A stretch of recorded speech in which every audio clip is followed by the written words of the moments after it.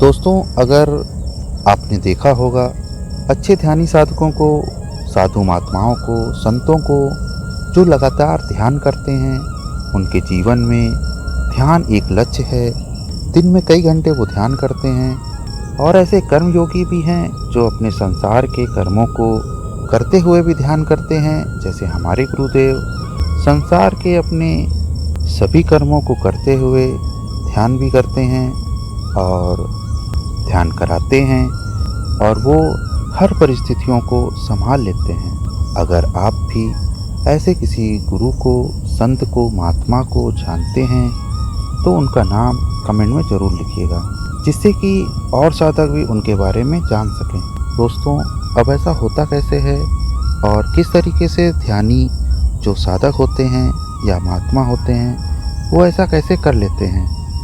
दोस्तों, हमारे जीवन में भी जो स्थितियाँ, परिस्थितियाँ आती हैं वो हमारे संचित कर्मों के और तत्काल कर्मों के फलस्वरूप आती हैं। जो हमने पूर्व में कर्म किए हैं या जो वर्तमान में कर्म कर रहे हैं, उसका फल देने के लिए ऐसी परिस्थितियां जन्म लेती हैं। जब उन्हीं परिस्थितियों के अनुसार आपका जन्म होता है और आपका जन्म होगा तो आपकी जो कुंडली बनती है भारत के ज्योतिष शास्त्र के अनुसार, उसमें अलग अलग भागों में अलग अलग प्लैनेट्स बैठे रहते हैं, नवग्रह बैठे रहते हैं और वो आपको फल देते हैं। लेकिन अगर आप ध्यान करते हैं, अगर आप जप करते हैं, तप करते हैं, और सबसे अच्छा कहा जाए अगर आप ध्यान के साथ साथ भक्ति भी करते हैं, तो आप पर इन ग्रहों का प्रभाव कम हो जाता है, न्यूनतम हो जाता है, जो आपको पता भी नहीं चलता। ऐसा होता कैसे है, इसके साइंटिफिक रीज़न को भी जान लेते हैं और इस स्थिति को भी जान लेते हैं कि ऐसा किस तरह होता है। दोस्तों, जब आप ध्यान करते हैं और अगर आपने ध्यान करा है तो कुछ समय के बाद आप शरीर की अवस्था से परे हो जाते हैं। अर्थात जब आप ध्यान करेंगे तो कुछ महीनों के बाद, ऐसा नहीं है कि पहले महीना ऐसा हो जाए, कुछ महीनों के बाद आप ध्यान करेंगे तो धीरे धीरे आपका शरीर गायब होने लगेगा।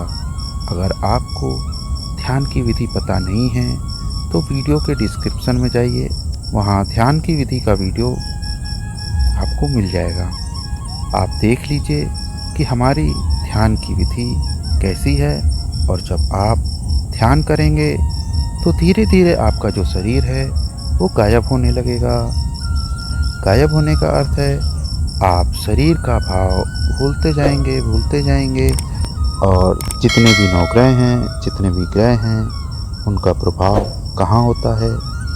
उनका प्रभाव शरीर पर होता है, आपकी आत्मा पर नहीं होता है, क्योंकि आपने शरीर रूप में जन्म लिया है, इसलिए शरीर पर इसका प्रभाव होता है। और जैसे जैसे समय बीतता जाता है आप शारीरिक अवस्था से परे चले जाते हैं, तो जब आपके शरीर अवस्था से परे हो जाएंगे, भले ही दिन में 2 घंटे के लिए गए हों, 4 घंटे के लिए गए हों, 6 घंटे के लिए गए हों या 1 घंटे के लिए गए हों, तो उतने समय के लिए कोई ग्रह आप पर प्रभाव नहीं डाल सकता। तो पहला रीज़न तो ये है कि जितना आपका समय बढ़ता जाएगा आप ग्रह के प्रभाव से दूर होते जाएंगे। और दूसरा, हो सकता है बहुत सारे साधक ध्यान नहीं करते हों, केवल भक्ति करते हों, तप करते हों, जप करते हों। तो जो भी व्यक्ति इस कलयुग में भगवान का नाम लेता है, संतों का सत्संग सुनता है, निर्मल मन का होता है, अच्छा आचरण करता है, कर्म भी होना चाहिए। ऐसा नहीं है कि आप पूरे दिन पूजा कर रहे हैं और रात में गलत काम कर रहे हैं, चोरी कर रहे हैं, बदमाशी कर रहे हैं। नहीं, आपको कर्म भी करना है, आपका कर्म अच्छा होना चाहिए, मन में भक्ति होनी चाहिए। तो ये ग्रह अपने स्थान पर बैठकर सौम्य प्रभाव देते हैं। अगर आपको 100 करोड़ों का दंड मिलेगा तो ये उसे 10 कर देंगे, 1 कर देंगे, या सिर्फ रुई का एक झोंका आपको छूकर चला जाएगा। ये आपकी भक्ति पर निर्भर है। तो अपने तप, अपनी भक्ति, अपने ध्यान को बढ़ाइए, जैसे जैसे ये बढ़ने लगेगा, जैसे जैसे इसका मोमेंटम बढ़ेगा, वैसे वैसे आप अच्छी स्थिति को प्राप्त करेंगे और इस सांसारिक माया जाल से भी आप बचने लगेंगे। अगर आपको कुछ और विषयों से संबंधित वीडियो चाहिए तो हमें कमेंट में बताइएगा, हम उस पर भी वीडियो बनाने का प्रयास करेंगे। वीडियो अच्छा लगा हो तो लाइक कीजिएगा और चैनल को सब्सक्राइब कीजिएगा। धन्यवाद। दोस्तों, अब रेगुलर अपडेट्स के लिए आप हमें इंस्टाग्राम पे भी फॉलो कर सकते हैं। हमारे हैंडल का नाम है मेडिटेशन मिस्ट्रीज। लिंक नीचे डिस्क्रिप्शन बॉक्स में भी दिया हुआ है और ऊपर स्क्रीन पे भी।